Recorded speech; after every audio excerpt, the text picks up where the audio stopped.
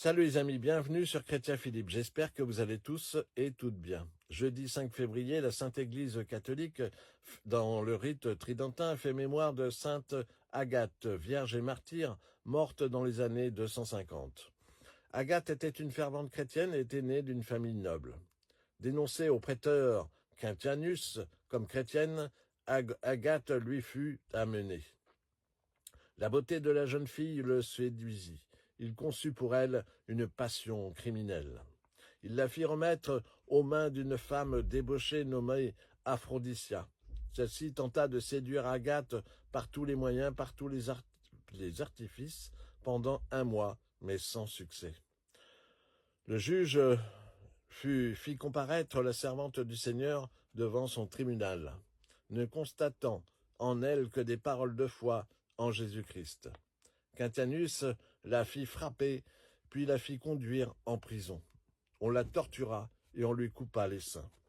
Quand elle fut à nouveau remise en prison, Saint Pierre lui apparut et la guérit au nom du Sauveur. 4 jours plus tard, Agathe fut ramenée devant le juge. En la voyant saine et sauve, il fut rempli d'étonnement. Alors on jeta Agathe sur des tais de peau cassée et sur des charbons, en même temps que l'on lui perçait son corps de pointes aiguës.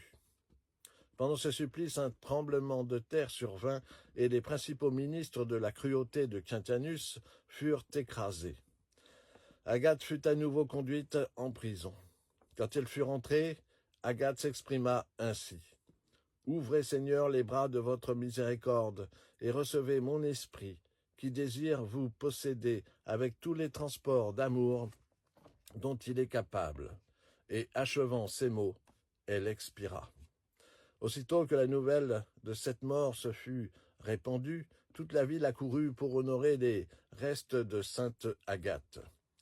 Et au moment où on voulut la mettre dans le tombeau, 100 anges apparurent sous la forme de jeunes hommes, et au front d'Agathe inscrivirent les mots suivants. « C'est une âme sainte, elle a rendu un honneur volontaire à Dieu, et elle est la rédemption de sa patrie. » Quintianus partit pour se mettre en possession des biens de la servante de Dieu.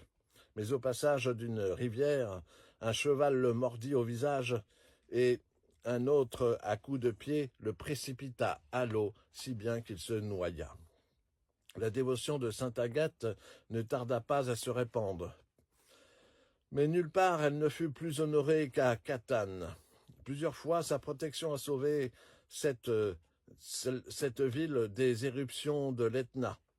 Pour cela, il suffisait aux habitants de donner comme barrière au torrent de lave qui descendait de la montagne un objet qui avait touché le corps de la sainte. Alors, sainte Agathe, priez pour nous.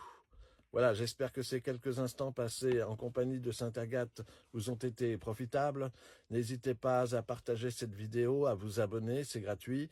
Vous pouvez nous rejoindre sur notre page Facebook intitulée Chrétien Philippe. Et en attendant le plaisir de vous retrouver, je vous dis à bientôt et surtout, soyez bénis.